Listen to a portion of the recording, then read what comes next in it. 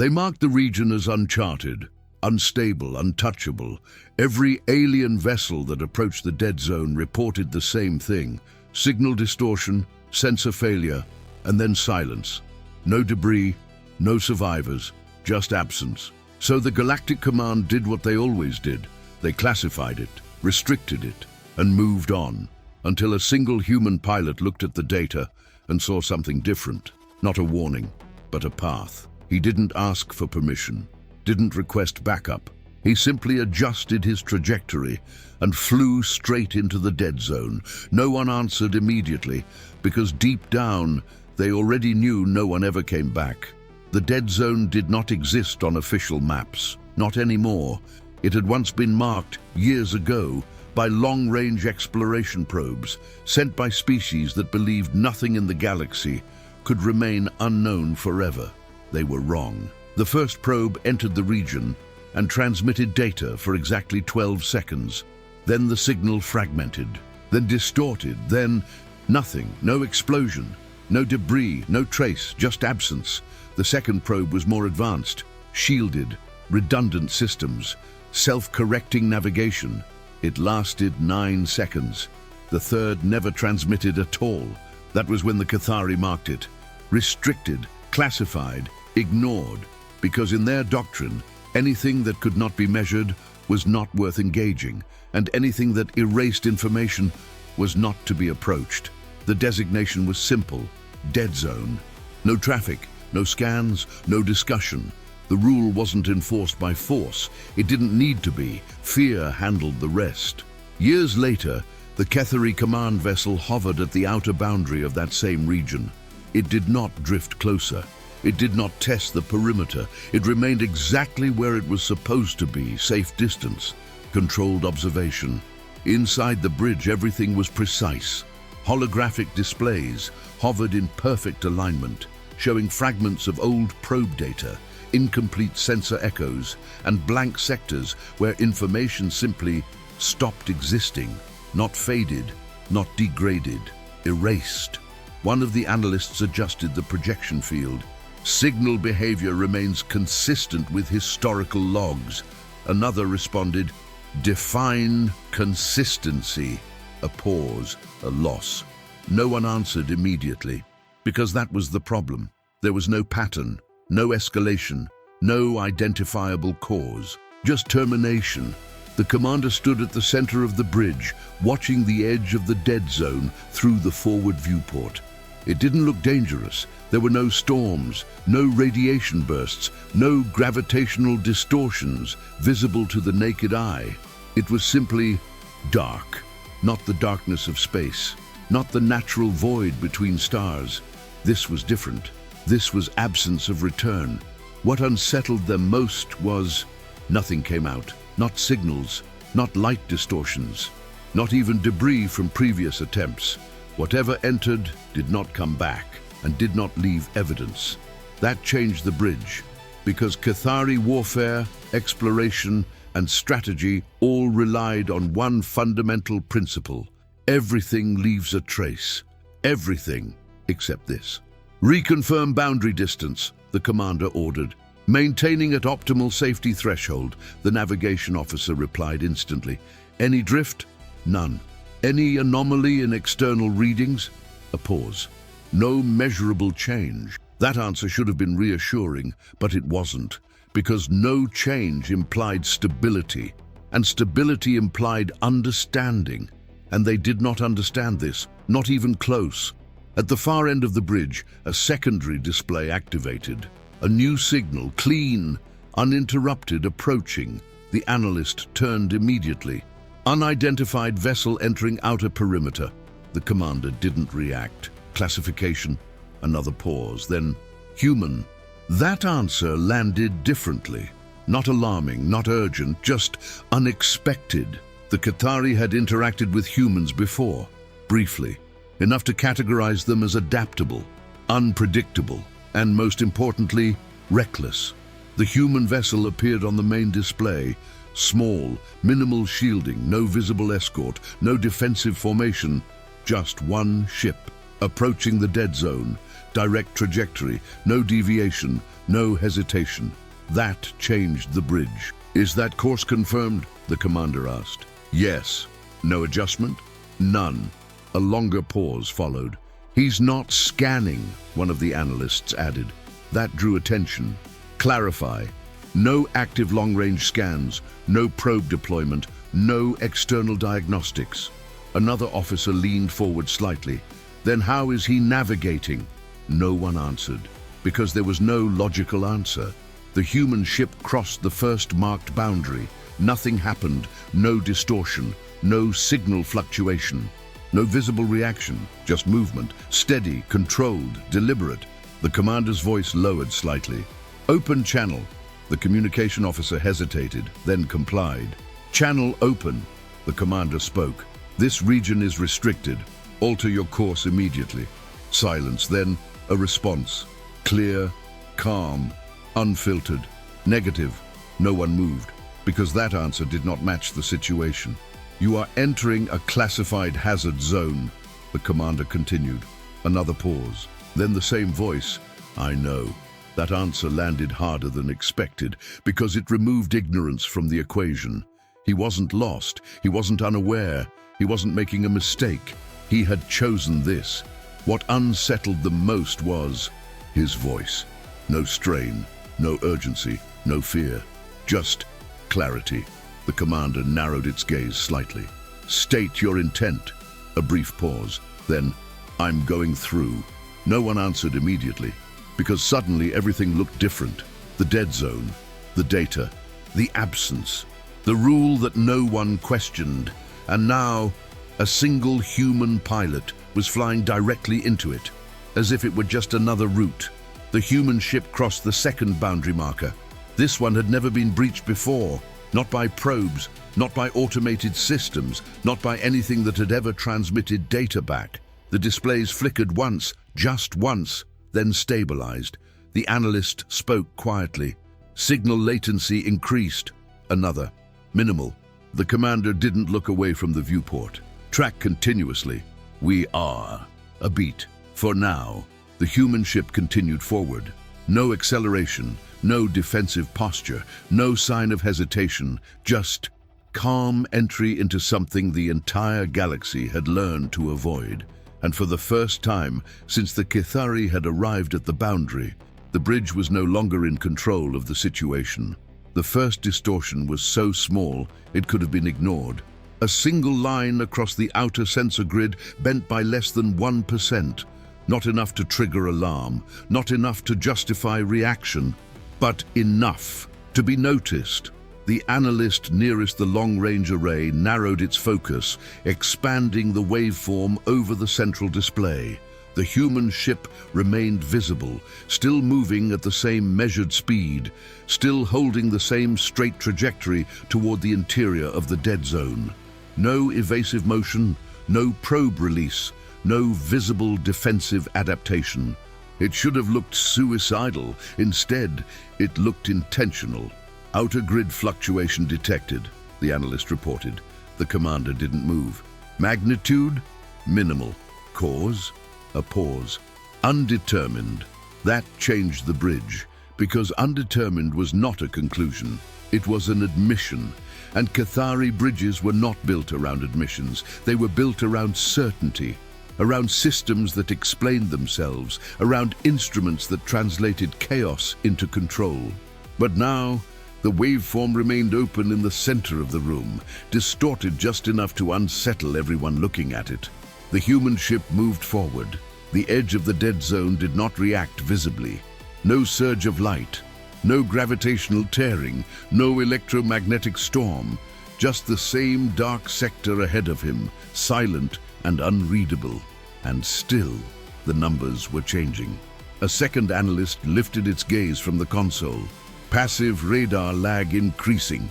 "By how much?" the commander asked. 3.2 seconds. That answer landed harder than expected, because nothing in open space should lag like that at this distance.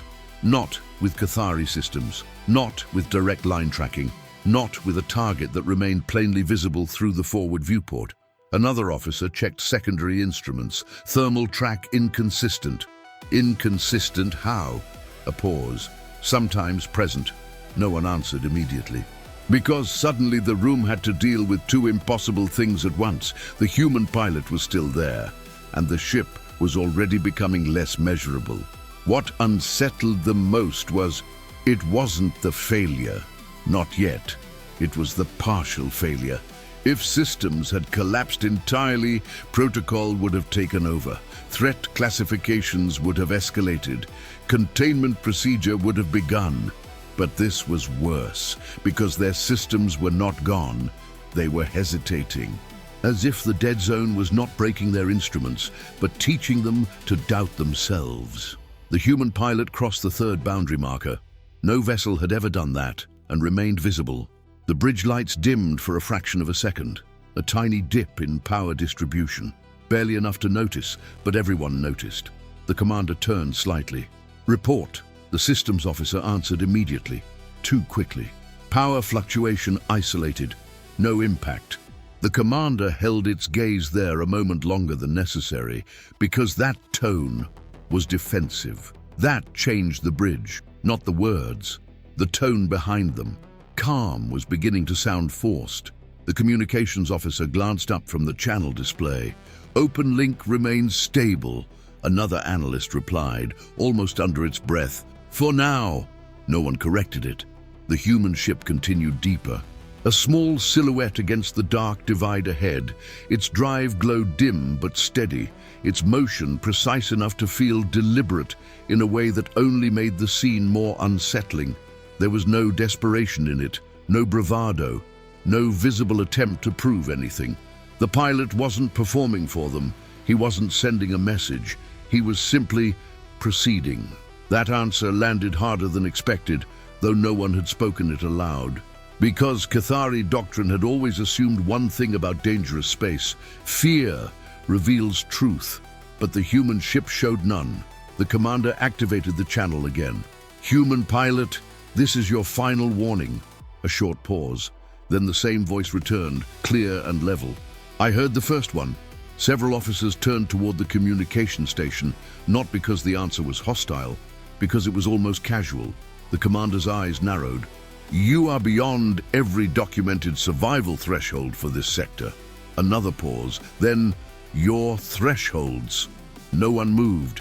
No one spoke. That changed the bridge, because that answer split the room in half. On one side was protocol, data, historical loss, decades of classification. On the other, a single sentence: "Your thresholds." Not universal, not absolute, yours. What unsettled them most was, there was no arrogance in the way he said it, no challenge, no threat. Just a statement of difference, a boundary they had mistaken for law. The human pilot broke radio silence again before the commander could respond. "There's a corridor here." The analyst nearest navigation looked up immediately. "A what?" The human continued, calm as ever. "A corridor, narrow. It shifts, but it's there." The bridge went still. The commander stepped toward the central display. "Impossible," the human answered at once. "No, just not obvious." In that answer landed harder than expected, because suddenly everything looked different. Not the dead zone itself, the assumption they had wrapped around it. Maybe it wasn't empty, maybe it wasn't random, maybe it had structure, and no one had survived long enough to see it. The navigation officer overlaid the old probe paths against the human vessel's current trajectory. Thin blue lines spread through the holographic field, showing every failed incursion attempt recorded in Cathari archives. Then the human ship's path appeared, and the room changed. He was not following any of them, not even close. Where the probes had gone direct, he adjusted by degrees too small to matter, until they did. Where automated systems had prioritized shortest entry vectors, he was weaving through negative space between old failure points. Not erratic, not random, reading, feeling, choosing. That changed the deck, because the path only looked impossible until someone was actually flying it. The analyst's voice lowered. "He's not forcing passage." Another officer understood immediately. "He's listening to the environment." No one answered immediately, because that concept itself felt primitive in Cathari terms. Listening was for uncertainty, piloting was mathematics, and yet mathematics had only produced silence here. The human ship dipped slightly starboard, then corrected, then reduced thrust by a fraction. 3 seconds later, the area he would have occupied on his original vector vanished from the sensor grid entirely. A blind spot, complete, instant. The bridge absorbed the implication in silence. If he had remained on the previous heading, he would have disappeared. The commander's voice came lower now. Track every adjustment. We are trying, the navigation officer answered. Trying. Another word that did not belong on a Cathari bridge. The human ship made another tiny course correction. Then another, not based on warning icons, not based on active scans. As far as they could tell, based on instinct. The communications officer reopened the channel. How are you seeing this corridor? A brief pause. Then, I'm not seeing it. The silence that followed was absolute. Even command forgot to speak, because there was no acceptable interpretation of that sentence. The analyst finally forced out the question. Then what are you using? The answer came quietly. Timing. No one moved. Because timing was not an instrument. It was not a scanner. It was not a navigational system. It was human judgment under pressure, inside a region that erased machines first. That answer changed the meaning of the dead zone more than any data spike could have. Maybe the region didn't punish entry. Maybe it punished certainty. The human ship crossed another unseen threshold. And this time, alien radar went blind. Not all at once, sector by sector, layer by layer. The tactical projections stuttered, then lost lock on the vessel's outline. Passive range estimates froze. Motion vectors split into conflicting possibilities. The main display tried to compensate, failed, recalculated, then filled the center of the room with overlapping ghost paths that contradicted one another. The ship was there. They knew it was there. They could still see a faint moving light through the viewport. But their radar no longer agreed on where. That changed the bridge completely. Primary tracking lost. Reacquire unable. Use auxiliary. Auxiliary diverging. Manual overlay. Contradicting optical.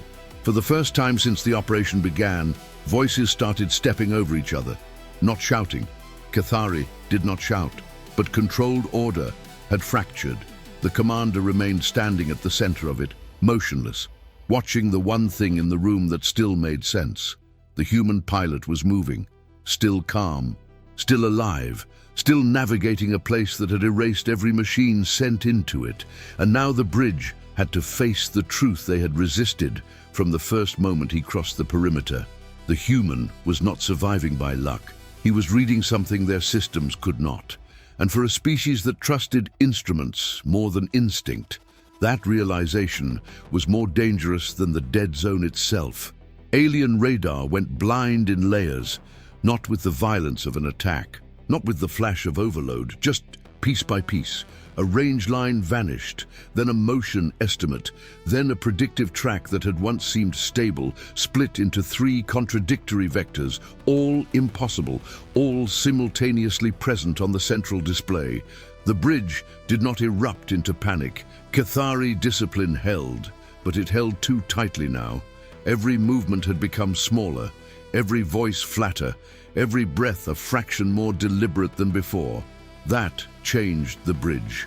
Because when control becomes visible, it is already under strain. The human ship remained somewhere ahead, still visible only in fragments through the main viewport. A dim, steady point of light, drifting deeper into the black geometry of the dead zone. Not lost, not tumbling, not reacting, moving, choosing, surviving. The tactical officer expanded the ghost paths across the bridge display. Thin ribbons of pale light spread through the air, intersecting, diverging, collapsing into statistical uncertainty.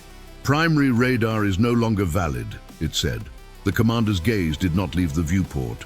Then stop calling it primary. A pause. The officer understood immediately. Words mattered. Definitions mattered. If the system could no longer lead, then naming it primary was itself a lie. Optical remains partial, passive readings unstable, predictive modeling compromised. And another analyst lifted a hand toward the data field and froze one specific moment in the ship's path. There, the display focused, a slight shift in trajectory, barely visible. A movement so small, most piloting systems would have ignored it as drift correction. 3 seconds later, a dark seam opened exactly where the human ship would have been. No flare, no distortion, no warning. Just a section of space that ceased to return data. The seam remained open for less than a second, then closed again, leaving the surrounding black untouched. No one answered immediately, because suddenly everything looked different. This wasn't randomness, it was timing. The commander stepped closer. Replay. The sequence repeated. Human ship adjusting by a fraction. 3 seconds, seam, absence, closure, again and again. That answer landed harder than expected, because it meant the human pilot had not merely survived failure, he had anticipated it. The communications officer reopened the channel. "Human pilot, confirm you predicted that event." Static whispered for a moment, but the link still held, thin, frayed, improbably alive. Then his voice returned. "Not predicted." A pause. Felt it. The silence that followed was sharp enough to be physical. Even command forgot to speak, because that word had no place in navigation. Not on a military vessel, not inside a classified anomaly that had erased every autonomous probe ever sent into it. Felt it, not scanned, not modeled, not solved. Felt. What unsettled them most was... He didn't sound poetic. He didn't sound reckless. He sounded practical, as if the explanation were obvious to anyone paying attention. The navigation officer overlaid the ship's previous movements against the timing of every local data collapse they had recorded since entry. The bridge display bloomed with lines and intervals, pattern layers, micro-adjustments, pauses, drift corrections that weren't drift corrections at all. And slowly, a shape emerged, not a visible corridor, not a stable lane, something more fragile than that, a rhythm. The dead zone was not empty. It was moving, not like a storm, not like a living creature, like a system with no obligation to announce itself. Pockets of silence shifted through it, in intervals too fine for automated systems to trust. By the time an instrument identified one, it was already gone. But the human pilot was not waiting for confirmation. He was moving with the delay, reading the space between failures. That changed the deck, because suddenly, the dead zone was not a wall, it was a conversation, and the only one speaking back correctly was human. The commander activated the tactical table in the center of the bridge. The old probe losses appeared around the human vessel's current route like bones around a living path. One officer stared at the projection for several seconds before saying what all of them had begun to realize. The probes were too precise. No one contradicted it, because Cathari machines were designed to minimize variance, correct deviation, and maintain perfect alignment toward mission objectives. Perfect alignment inside a place that punished certainty. The human ship rolled slightly to port, then cut thrust. Not fully, just enough to let momentum carry it through the next sector. The analysts watched the numbers with a silence bordering on reverence now. One of them finally whispered, "He's waiting for the space to move first." That answer landed harder than expected, because it revealed a kind of patience their systems were never built to imitate. The human pilot was not conquering the dead zone. He was yielding to it at exactly the right moments. The communications officer spoke before the commander could stop it. "Why are you slowing?" The answer came quickly. "Because it's fast here." No one moved. Because to Cathari minds, the sentence was nonsense. Space was not fast or slow. Objects were, velocities were, fields could fluctuate. But "it's fast here" sounded primitive, almost childish. Then the human ship drifted through another black seam that opened and closed less than a second behind him, and the bridge had to accept the humiliation of it. Primitive language, accurate result. Another officer checked long-range gravimetric estimates and went still. There's fluctuation ahead. The commander turned slightly. Distance? Hard to resolve. Estimate. A pause. Close enough that he should not survive direct passage. No one answered immediately, because that statement had once applied to the entire region. And yet the human pilot remained alive, precisely because he kept refusing direct passage. The forward display darkened further. Not because the ship had gone deeper into normal shadow, but because fewer reference stars remained visible through that section of space. Their light bent subtly at the edges, vanishing in silent strips that crossed the viewport like invisible currents. The human ship moved through them anyway, sometimes accelerating by a fraction, sometimes almost drifting, never for show, always in response. What unsettled them most was he never once asked what the dead zone was, not over open channel, not in panic, not in awe. He behaved like a pilot crossing difficult weather, dangerous, yes, unforgiving, yes, but legible, if respected. That changed the bridge more than the blind radar did, because fear had made the region sacred. The human was making it navigable. A warning chime sounded from the aft systems bank, not from the dead zone, from the Cathari command vessel itself. The engineer nearest the diagnostics grid looked up immediately. External ranging desynchronized. The commander's voice lowered. From his position, yes, another beat, and spreading. That answer landed like cold metal, because the blindness was no longer staying around the human ship. Their own vessel, still safely outside the main boundary, was beginning to lose coherence in the instruments as well. Tiny discrepancies at first, a fractional delay between optical and passive lock, a misaligned echo in the outer hull mapping grid. The dead zone was touching them, at range. The room tightened, not fear, not yet, but respect sharpened by proximity. The communications officer reopened the channel, this time with no edge in its tone at all. Human pilot. Advise immediate return. Static. Then his voice, quieter now, as if he were concentrating on more than the bridge could imagine. Can't. The commander stepped in. Clarify. A longer pause. Then, if I turn here, I hit the fold. The tactical display updated at once, trying to identify whatever he meant by fold. It found nothing consistent enough to mark. Another analyst asked, unable to stop itself, "How do you know that?" The answer came through a thin veil of interference. Because it's pulling on the nose. No one answered immediately, because once again the language sounded too simple, too physical, too human, and yet every second he remained alive gave his words more authority than their instruments. The commander finally understood what the bridge was facing. Not just a dangerous region, not just a reckless human, a different way of knowing. Machines sought certainty. Humans, when forced to, could navigate by pressure, delay, rhythm, intuition, and nerve. The Cathari had built entire civilizations around removing ambiguity. The human pilot had just flown into it and was winning. The forward viewport flashed, not brightly, just enough. A thin line of pale distortion crossed under the human ship, passed beneath it like a blade sliding through dark water, and vanished into black. A collective stillness took the bridge. Every officer saw it. None of their senses captured it. That changed everything, because now they had witnessed with their own eyes what their systems could not hold.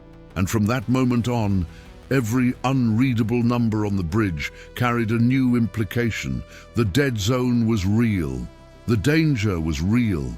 And the only reliable instrument in the sector was a human hand on a flight stick. The ship ahead corrected course again. A fraction, a whisper, just enough. And deeper into the impossible, the little human vessel kept going. The first failure inside the Cathari ship did not trigger an alarm. It went unnoticed. A fractional delay in internal positioning systems, less than a millisecond. Insignificant, correctable, ignored. But then it happened again and again. Each time slightly longer, each time slightly harder to dismiss. The engineer monitoring internal synchronization finally spoke. Temporal drift detected. The commander didn't turn. Magnitude? Minimal. A pause. Increasing. That changed the bridge, because drift inside a closed system was not possible. Not without external interference, not without something reaching them. And the dead zone was not supposed to reach. On the forward display, the human ship was still there, still moving, still navigating the invisible corridor that none of their systems could define. But now, the space around him had changed. The darkness was no longer uniform. Thin distortions rippled across the void, not like waves, not like energy, but like absence sliding over itself. The human ship slowed, not abruptly, not dramatically, just enough. What unsettled them most was, he didn't react to the danger, he anticipated it. The communications channel flickered. "Human pilot, your signal is degrading," the officer reported. Static answered first, then his voice, tighter now, focused. "Yeah, it's worse here." The commander stepped forward. "Define worse." A pause, then, "It's overlapping." No one moved, because that word did not belong in space. The tactical display fractured, not visually, logically. Multiple spatial readings began occupying the same coordinates. Depth estimations contradicted themselves. Distance markers shifted without movement. The Ketheri systems tried to correct it. Failed. Recalculated. Failed again. "Spatial layering detected," one analyst said. Another corrected immediately. "No, impossible." "Then explain it." Silence. Because there was no explanation, only observation. And observation was no longer reliable. The human ship tilted slightly, then jerked back into alignment. For the first time since entry, a mistake, small but real. That changed the deck. The commander's voice sharpened. "He's losing control." "No," the navigation officer said quietly. "He's compensating." That answer landed harder than expected. Because compensation meant he had felt something they could not. The forward viewport shifted, not the ship, not the stars, the space between them. For a fraction of a second, the human ship appeared doubled. Two identical silhouettes occupying the same space, slightly out of sync. Then one vanished. The real one remained. No one spoke, because every system on the bridge showed something different.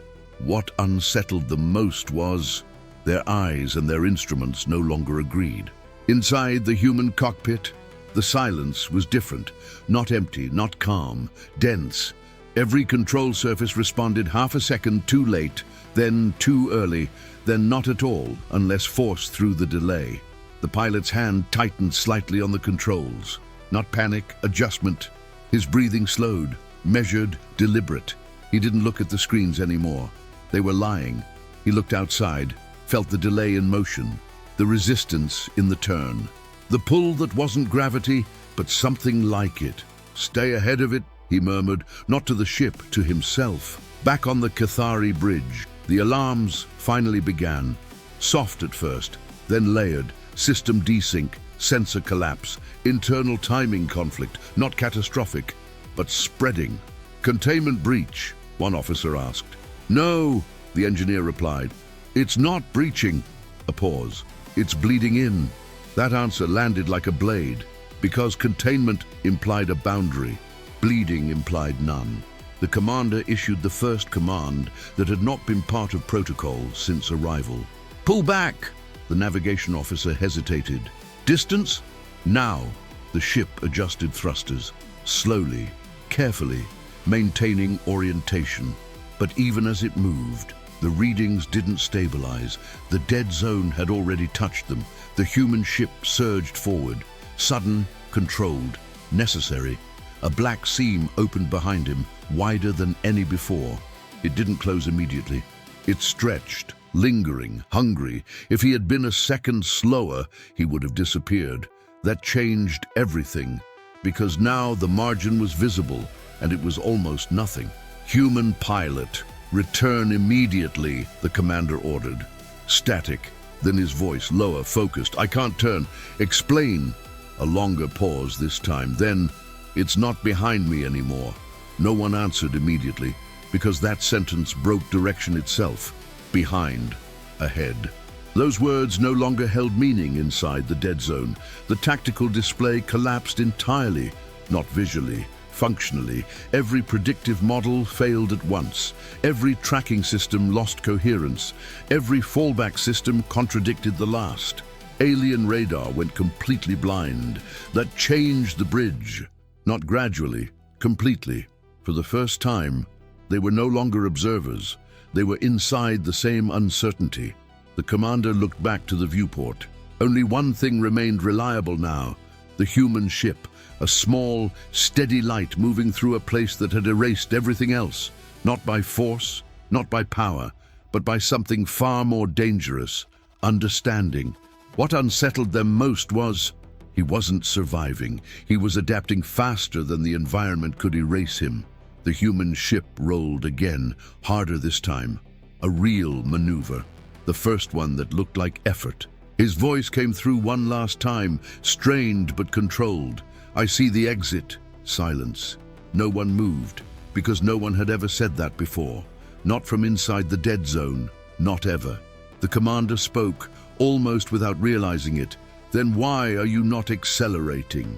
A pause. "Then, because that's how you miss it." That answer landed harder than anything else. The human ship made one final adjustment. Tiny, precise, perfectly timed, and vanished from the Cathari viewport, not destroyed, not lost, gone. The bridge froze, no movement, no sound, no command, because for the first time they did not know if they had just witnessed death or something far more unsettling. Escape. For a moment, there was nothing. No signal, no visual, no data.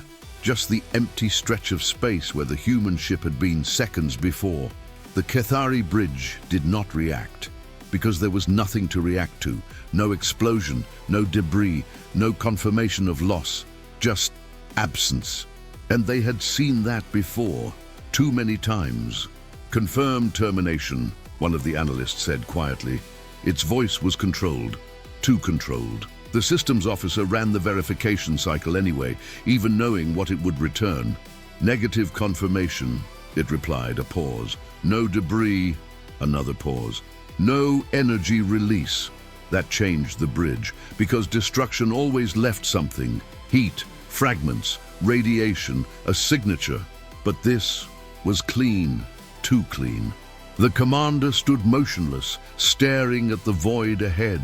No one answered immediately, because the implication was already forming, and none of them wanted to say it first. Then, a flicker, so small it could have been dismissed, a distortion in the far field. Then, a signal spike, weak, unstable, but real. Every head turned at once. "Source?" the commander asked. The analyst hesitated, ahead of the dead zone. Silence. Then the main display recalibrated, struggled, locked. And there, on the other side of the impossible, a single ship appeared. The human vessel, intact, stable, alive. That changed everything. Not the room, the understanding of it. Because suddenly, the dead zone was no longer a boundary, it was a passage. The bridge did not erupt, it did not celebrate, it did not even speak, because what they had just witnessed had no place in their doctrine, no place in their models, no place in their understanding of space itself. What unsettled them most was, he had not forced his way through, he had not overpowered it, he had not solved it, he had listened to it. The communications officer activated the channel again, carefully, as if the connection itself required respect now. "Human pilot," a pause. "Confirm status." "Static." Then, his voice returned, calm, exactly as before. "Still here." No one moved, because that answer was impossible, and yet it wasn't. The commander stepped forward slowly. For the first time, not as authority, but as observer. "How did you cross?" A longer pause this time, then, "I didn't cross." Silence. The commander's gaze narrowed. "Clarify." Another pause. Then, "I stayed in the gaps." That answer landed harder than expected, because it reframed everything. The dead zone was never a wall, never a field, never a region to break through. It was intervals, moments, spaces between events, and the human had simply moved where nothing was happening. No one answered immediately, because suddenly everything looked different. The failed probes, the lost ships, the silence.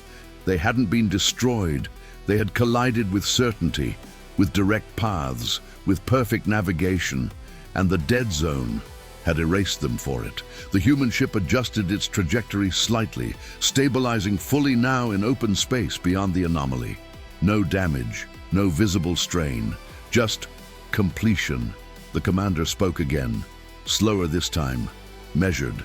"What is the dead zone?" A final pause. Then the human answered, "It's not dead."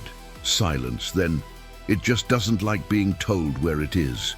The bridge fell silent, not because they lacked words, but because none of them were enough. The Cathari had spent decades avoiding the unknown, mapping it, restricting it, naming it, controlling it, and in doing so, they had mistaken limitation for truth. The human pilot had done none of that. He had entered without dominance, without certainty, without the need to control, and because of that, he had seen what they could not.